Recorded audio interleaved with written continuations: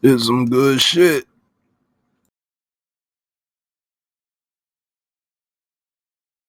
You either die a hero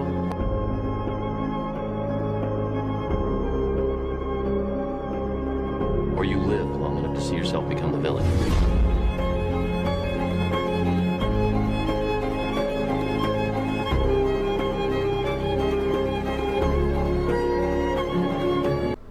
What's the deal? What's the deal? What's the deal? Welcome back to the Smoking Buzz channel. It's your boy New Jersey Preem, and this is my review and reaction of the 2025 Elimination Chamber out there in Toronto.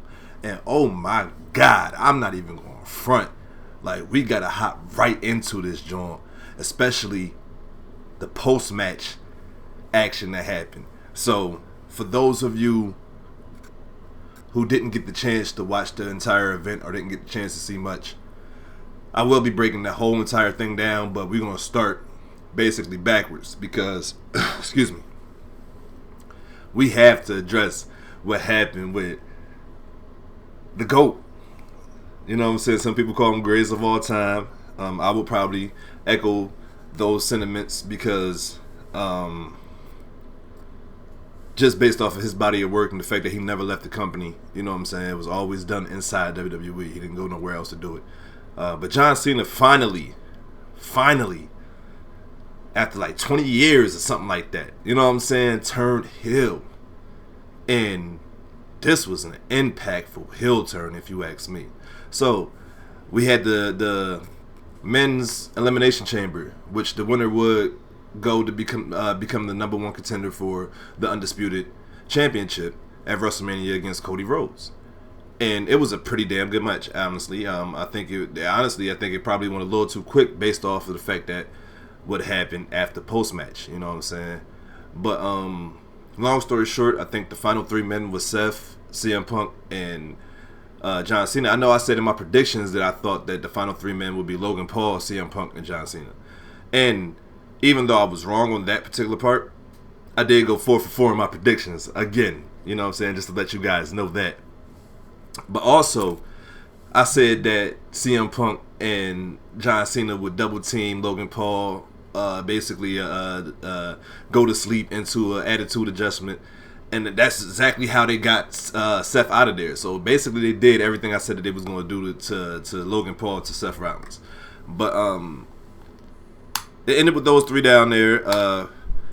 After Cena and Punk decided to double team Seth, basically that's what it was. Seth got eliminated. And while Seth was being eliminated, CM Punk and John Cena was still going at it.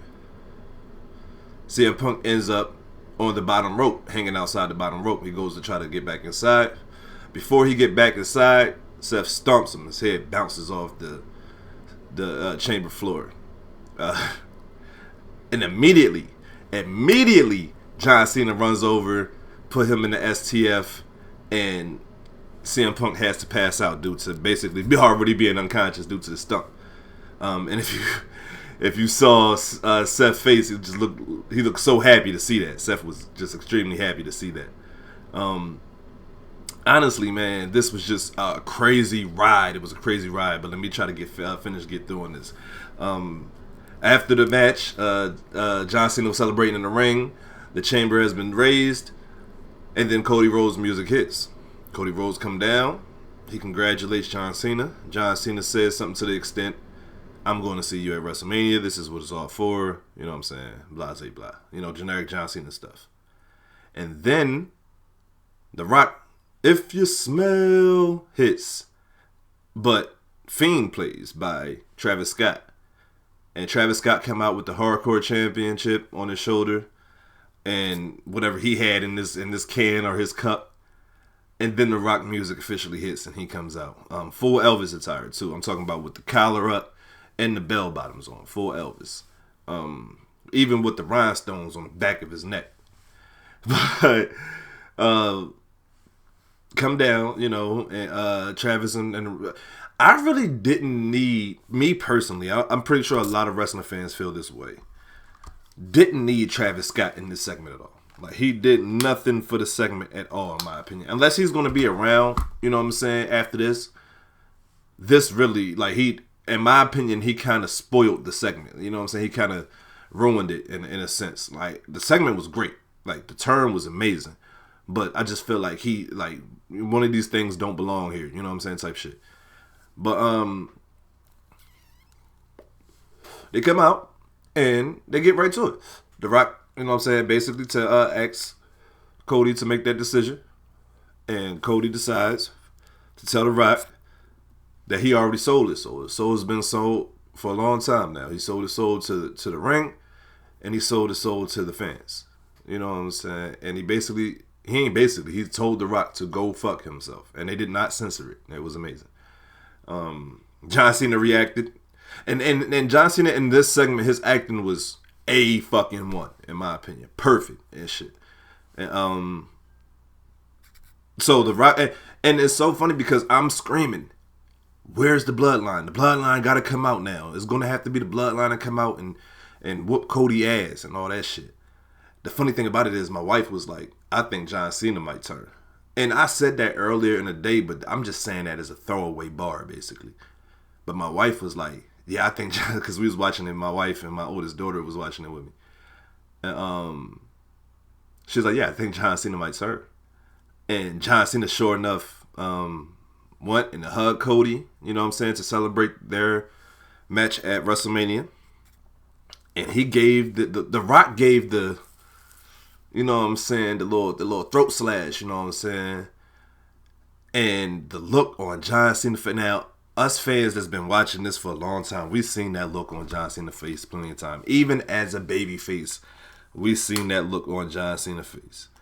But this time, it felt different. You knew something was about to change and something drastic was about to happen. And Cena he pats Cody on the shoulder, he's smiling in his face, and he kicks him in the dick. He just kicks him right in the nuts. You know what I'm saying? And from there on out, we had the heel turn of one John Cena. And I instantly hopped up out of my seat. I got emotional. As a person that's been on both sides of being a John Cena fan or even being a John Cena hater and shit, like, this was amazing to see. And honestly, I think they did it right. Like I said, my only complaint is why the hell was Travis Scott there? He didn't need to be there at all, in my opinion. But the fact that we had John Cena turn heel and basically on his retirement run, you know what I'm saying, Chef Kiss. They beat the shit out of Cody for about 10 minutes. Even Travis Scott got in a real, you know what I'm saying, shoot slap type shit. They whooped Cody ass with the weight belt that says Cody Soul on there. And it's so funny because The Rock basically said to him, when he gave him the ultimatum, he says, he's like, if you say no, the dream dies again. And I know that's basically a double entendre for, you know what I'm saying, all my rap fans and shit. Like, but he's basically saying, not only because the date on the belt is the day that Cody father, Dusty Rhodes, the American Dream, he passed away on. But not only, you know what I'm saying, that is because he died, he passed, but the dream of you ever being, you know what I'm saying, at any level that you think that you at a level now, I could have put you somewhere higher, and that dream is dead now, you know what I'm saying, and my dream for you is dead now. So I like that little double entendre that The Rock gave out. I think everybody in the segment was pretty damn good. I still don't like the whole premise of Give Me Your Soul. It's just a weird type of vibe, you know what I'm saying, especially I want you to embrace me, and that's just weird, bro. I'm not feeling that. I still stand by that, but the end result was amazing. John Cena, Super Cena. This is like, you know what I'm saying, Goku Black, motherfucking, when Darkseid controlled goddamn Superman and shit. You know what I'm saying? Like, this is something else. We haven't seen a heel John Cena since the Doctor of Thugonomics days. and that's early 2000s. You know what I'm saying? So it's been a good 20 years at least. You know what I'm saying? That we just been dealing with babyface Cena. So we got an actual flip, and it was an amazing flip. So in the Elimination Chamber match, the two that started out the match was Seth and Drew. And they had a little good back and forth. Drew started out going for a Claymore. This is all off memory, too. Look at your boy. But Drew started off going for a Claymore, and Seth moved out the way, went for a stomp. I believe the next person in was Damian Priest. And I feel like Damian Priest was the one that could have benefited the most, but had like the least amount of interest coming into the match. Everybody was so focused on John Cena, CM Punk, the story between Seth and Drew, and even the story between Drew and everybody else in the match. But I feel like the odd man out, which should have been Logan Paul, but it was Damian Priest for some reason. But of course he showed out, got the fans and people and everybody on his side. He was able to eliminate Drew McIntyre before eventually getting eliminated by I want to say Logan Paul, got him out of there. You know what I'm saying? With the frog splash or whatever. The final four was Logan Paul, CM Punk, Seth Rollins, and John Cena. I want to say CM Punk eliminated Logan Paul, got him out there with the GTS. I really thought they was going to do what I said. Like everybody just gang up on Logan Paul, get him out there with their finishers. But nah, it was just Punk that got him out there by himself. And then we had the final three, which we already talked about. But that was a great Elimination Chamber. The post-match made that shit even better, if you ask me. But we have a couple more matches to get into. But like I said, I was 4 for 4 on my predictions. So at this point, it don't even matter. I did not predict John Cena turning heel. I don't even know if I alluded to it. But I know as I was watching the event, that did pass my mind. That did come into my mind. I did speak that out loud. So I'm going to say I got credit for that. But we opened the night with the women's Elimination Chamber, kind of like I expected. And it was actually a pretty fun Elimination Chamber. I can't remember who started the Elimination Chamber. It was supposed to be, Naomi and Liv Morgan. But we had a returning Jade Cargill. And once her music hit and she started walking down and she got on the black with the black accessories, the makeup and shit. And I'm like, oh no, she's a heel and she's going to whip Naomi's ass. And she's proceeded to do such a thing. You know what I'm saying? She beat the hell out of Naomi. And it was probably one of the best beatdowns I've seen in the women's division in a while. You know what I'm saying? It felt personal. You know what I'm saying? Even though I still don't believe that Naomi was the one that did it. Like I don't know why. I don't know why I don't believe it. I mean, she probably was the one. You know what I'm saying? But for some reason, somehow, I still feel like it's Bianca for some reason. I don't know why. But, yeah, Jade beat the hell. I mean, she came down, you know what I'm saying, whooped her ass in the ring, threw her into the pots. Naomi looked like she was basically trying to get away at this point. She was on her way out the door, like crawling on the floor, down the steps. And Jade slams the door into Naomi's, and if I said Bianca earlier, I apologize. But slammed the door into Naomi's head, and boy, it was a great beatdown. It was a great return. It was showing that, in my opinion, that Jade is coming back as a heel, or is she? Because if we find out it was Bianca instead of Naomi, that instantly does like a double flip, in my opinion. Jade is more so justified in her reactions, even though she was wrong in picking Naomi to attack. But we witnessed Bianca lied this entire time, if that's the case. You know what I'm saying? If that's the case. But we don't know. So I'm just hoping for a Bianca Hill turn. I miss Bianca, the Hill Bianca from NXT days. But that's how the match started. You know what I'm saying? And the dope thing about it was the individual reactions from each lady. You know what I'm saying? That they showed up there. They showed Bayley basically just looking dumbfounded and confused. Liv Morgan in the ring was just relishing everything, just loving it, smiling and all that shit. Goddamn, Bianca was losing it in the chamber. Like she was literally like losing her mind, trying to break out the chamber.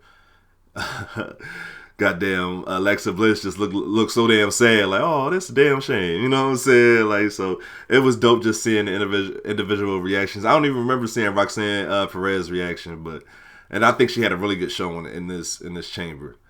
But that was really the selling point of the chamber. It came down. The final two women was, I think the final three was Roxanne, Liv, and Bianca Belair. The last two became Bianca Belair and Liv Morgan. And at a particular point, because I did pick Bianca Belair to win, like I said, I was 4 for 4 on my predictions. But I did predict Bianca Belair to win. But at a point, I did feel like Liv Morgan was going to win, and we'll talk about that a little bit more later too in the other match.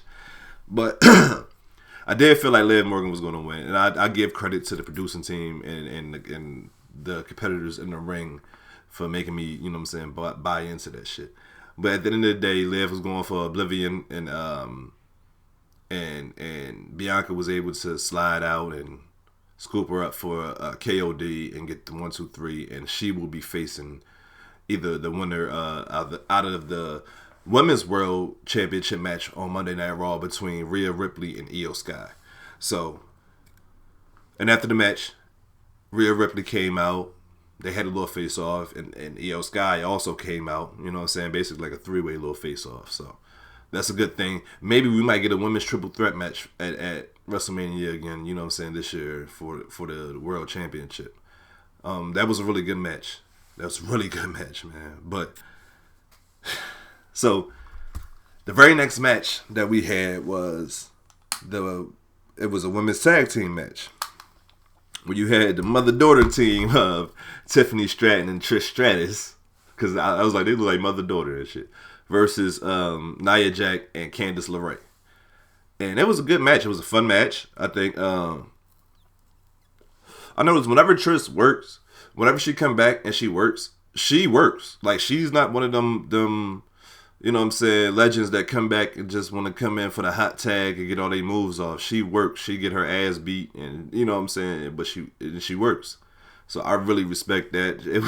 They did the ragdoll bear hug spot, which I always love from Trish. I think she sells that perfectly, like just getting ragdoll around. It was a spot where I want to say, it was a spot where Tiffany Stratton just picked up and spine busted Nia Jax, which was, you know, great show of strength. The spot where Trish Stratus bulldogs Nia Jax from the top ropes was an amazing spot.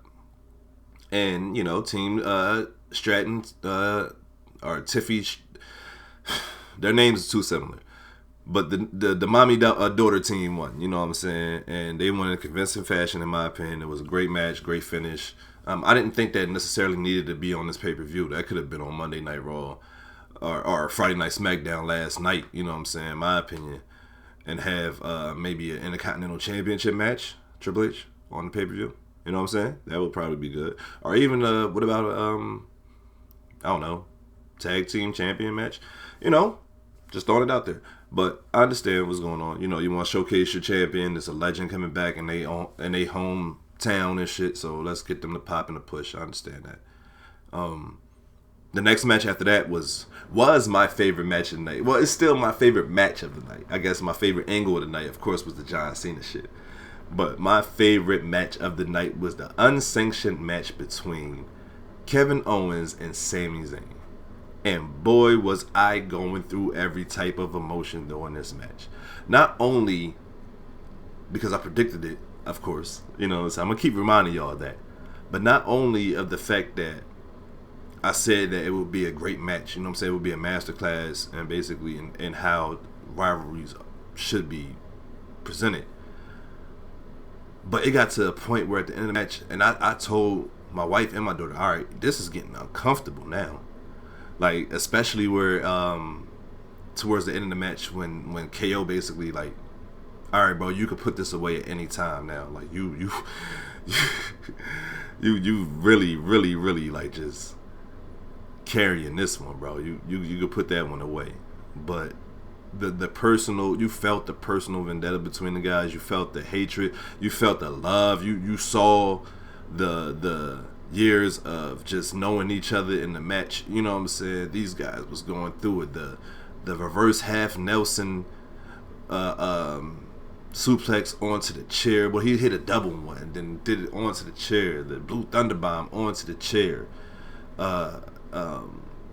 KO tossing Sami Zayn off of the top rope through the double the double tables and stuff. The goddamn the 1,000,001 ref bumps and shit. Like the power bomb on the apron continuously. Just like it was so much going on in this match. I loved it. KO wrapping the chair around Sami Zayn neck and ramming him into the ring post. You know what I'm saying? Like, it was so much going on in this match that these guys gave everything they possibly had. I don't understand how these guys was able to continue during the match, let alone what happened post-match. But these guys was having a great match. They was having an amazing match. It came down to the point where Sammy was lining up for a haluva kick, and Kevin Owens pulled the official referee into it, and he got kicked in the face. And then KO was able to get a stunner off, and we had my boy Brian Robinson run down. Y'all know Brian Robinson. He always run down for the save, the fastest ref in history. You know what I'm saying? He run down, try to get the 3 count. Sammy kicks out. KO snap, clothesline him. You know what I'm saying? Knocks him down. And then we get the other boy. I forgot that ref name, but the Asian ref. We get him, or I don't want to say Asian, but you know, whatever his ethnicity is. But we get him coming down or whatever. And then he's checking on the other refs. These guys are doing their thing, whatever. It was a point in the match where, while the ref is checking on him, I think KO had a chance to win, and the ref had to come in and count the pin. And Sammy didn't really necessarily kick out. You know what I'm saying? He literally just lifted his shoulder off the mat. He didn't really kick out. And that's when I think KO really lost it, because it was like, I can't keep him down. I have to do everything I possibly can to keep him down. And then we got shades from their first takeover fight, or even just their first interaction when I think Sammy might have won at takeover, and KO came down to congratulate him and hit him with the powerbomb on the apron. And then they went for it again. And Sammy might have he fought out of the second one, but Kevin Owens got him right back in it. And then, you know, put him in the ring, and they counted 1, 2, 3.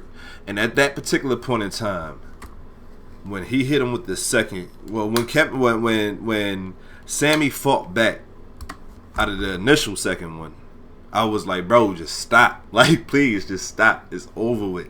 Stop fighting, yo. Like, you're gonna end up like, you know what I'm saying? Especially being invested at it in as a fan, like, you're gonna end up hurting yourself, my guy. Like, let that go. And KO was able to get that second powerbomb off, and that second powerbomb was what done it for Sami Zayn. And he rolled him in the ring 1, 2, 3. And as the match ended, I was saying out loud, I hope Kevin don't turn around and go back to try to whoop that man's ass again. It's over with, bro. Like, this is no way you could, you know what I'm saying? And one thing I did want to mention was all the officials and the producers and everybody kept trying to come down to convince Kevin and Sammy to stop. Like it's over with. And I'm like, yo, this is unsanctioned for a reason. Y'all mind y'all business. The only way to stop is one of these guys, you know what I'm saying, basically render themselves to the point that they can't continue. You know what I'm saying? But after the match, Kevin Owens is walking up the ramp, and he decides, like, nah, that wasn't enough. Couldn't have been enough. And go back in there, and he continues to whoop Sami Zayn ass, and eventually he goes out to ringside. And when he goes out to ringside, he lifts up the floor. And it's so funny because I called that earlier in the match, but he did it post-match. So, I was on one yesterday. I was calling shit. Like, I was producing the show. But he lifts up the floor. Or he lifts off the padding from the floor and exposes the concrete. You know what I'm saying? And he's basically implying that he's about to do either the package power driver or the regular power driver to Sammy on this concrete.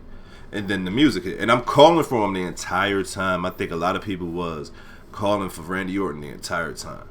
You know what I'm saying? I'm praying at this point, like, cause I'm a fan of both. I'm a fan of Sammy. I'm a fan of KO. I'm a huge fan of Randy Orton. But I'm hoping that somebody can make this goddamn save at this point. And Randy music hit, and he come out with the buzz cut, damn near bald, boy, and it got me hyped because y'all know what the bald head Randy Orton mean. If you don't know, better go do your homework. Because the bald head Randy Orton is on different type of timing, bro. He don't crash out immediately. Like, ask Hulk Hogan about just getting RKO'd out of nowhere. You know what I'm saying? Ask all these niggas about the bald head. And I don't even think that was bald head Randy Orton that RKO Hulk Hogan. I just don't like Hulk Hogan. But ask these niggas about the bald head Randy Orton, boy, and see what type of answers you get. But he comes out, KO, and KO was in the ring, and he's emotional. He just beat the shit out of his best friend, you know what I'm saying, his brother. Michael Cole was selling it really good on commentary. Like, these guys was at each other's weddings. Their kids know each other. Their wife know each other, you know what I'm saying? They basically grew up in this industry together. And shit, like I said on the prediction show, from Kevin Steen and El Generico days, you know what I'm saying?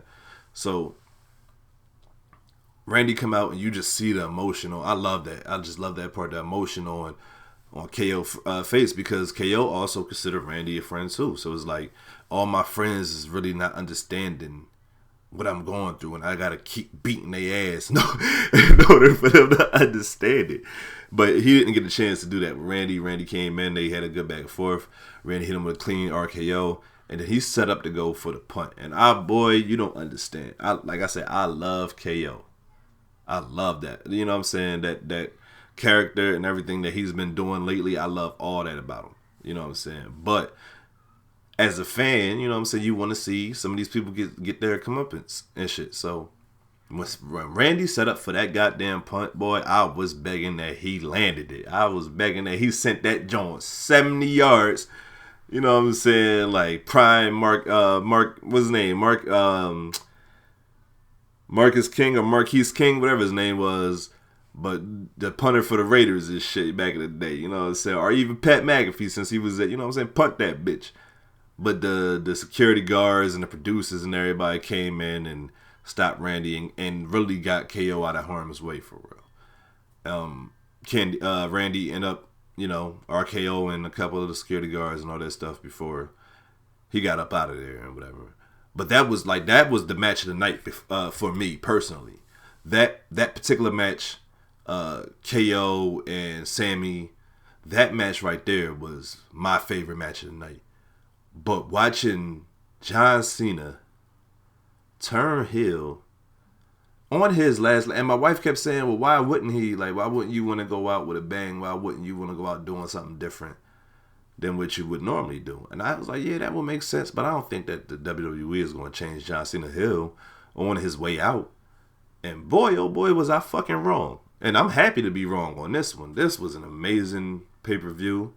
If I got to rate it, and I will rate it, I'm rating it by the amount of matches / segments, you know what I'm saying, that went on. And I rated a strong 4 out of 5. And the only reason why I'm saying 4 out of 5 is because I didn't think that the women's tag team match necessarily belonged there. It could have been something in this place. I'm not mad at the match at all, but that's just my pet peeve. You know what I'm saying? My little nitpick right there. If I would say 5 out of 5. You know what I'm saying? If I had to include the post-match actions of the John Cena shit, and if you want to include the post-match actions of the KO and Sammy shit, you know what I'm saying? But as of right now, I got that joint a strong 4 out of 5. No problems having that as a pay-per-view. 4 matches, a great, you know what I'm saying, 2 great post-match segments. In my opinion, this shit flew past. I'm going to be at SmackDown this Friday on March 7th, which is my birthday. I can't wait, man. This is going to be amazing. I hope you guys has, you know what I'm saying, enjoyed this as much as I enjoyed this. I think Elimination Chamber 2025 is one for the books.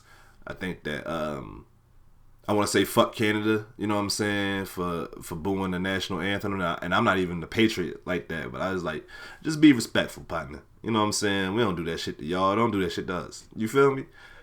But neither here or there. I appreciate you guys. Peace and love. And remember to stay fried, my friends. I'm out.